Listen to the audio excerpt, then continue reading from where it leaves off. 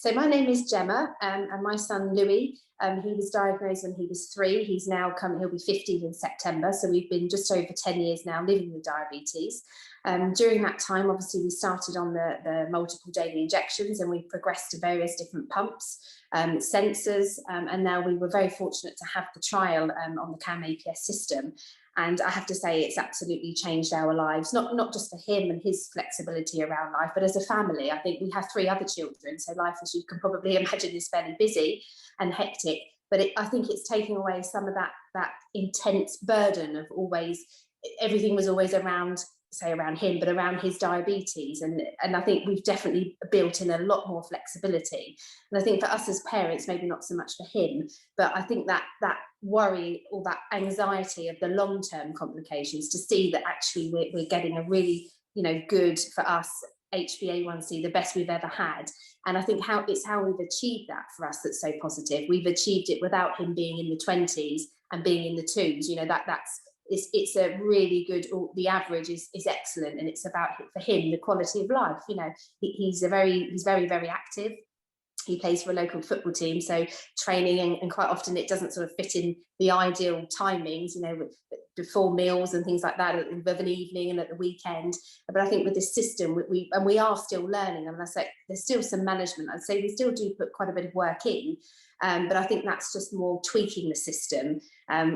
We've just, after speaking recently, we've sort of slightly different. We did try taking the pump off, but we had one incident at school when it didn't get reconnected. So obviously that's kind of made us a little bit nervous. And we obviously do use the ease off function, but particularly when he wants to be, just quite sporadic and on the spur of the moment, he decides to go out and kick a ball around. Obviously that ease off and the planning, whilst we plan as much as we can, there are certain times when, or for example, I think on last Friday, he came home and said, I'm going for a bike ride. And you kind of think, gosh, that's not planned. That's not part of our programme. But we're learning ways to deal with that, because it is normal that he does that, and we want him to do those things.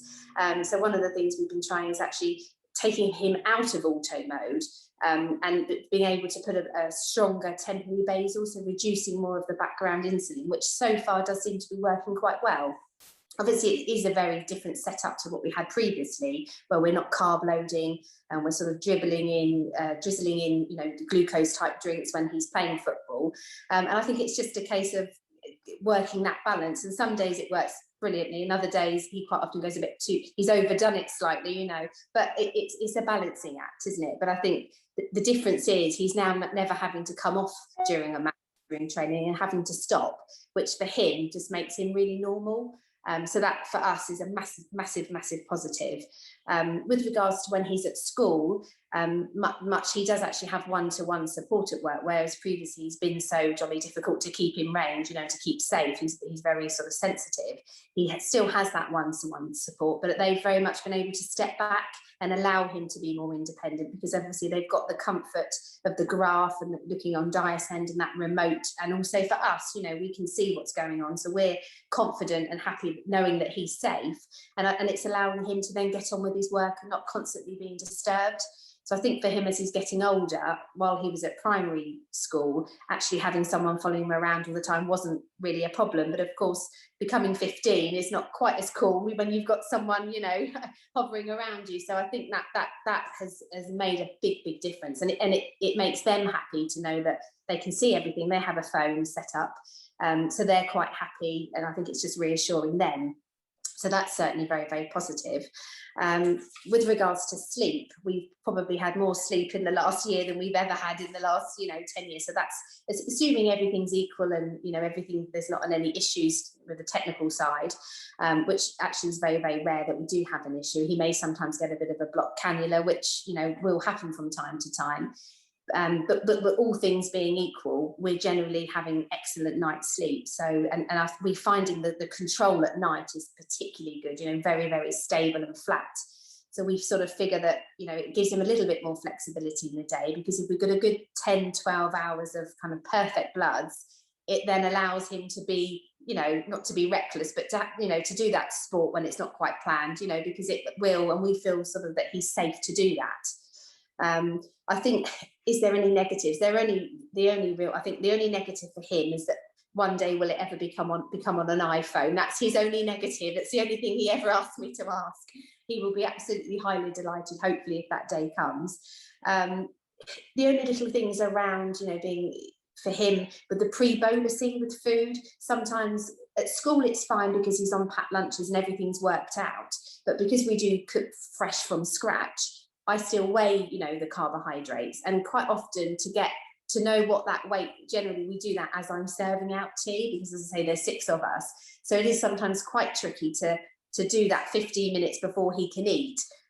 Little ways, I mean, obviously if it's a meal we have on a fairly regular basis, I've got a good idea how much that is. And sometimes if it's a new recipe, for example, I will just say, well, look, let's put in 50 before, and then we'll, as we serve up, we'll work out the difference, you know, and then we'll sort of put the rest in. So it's not 100% ideal, but of course we don't, you have to be, it's about just being flexible and finding what you know, what works for us.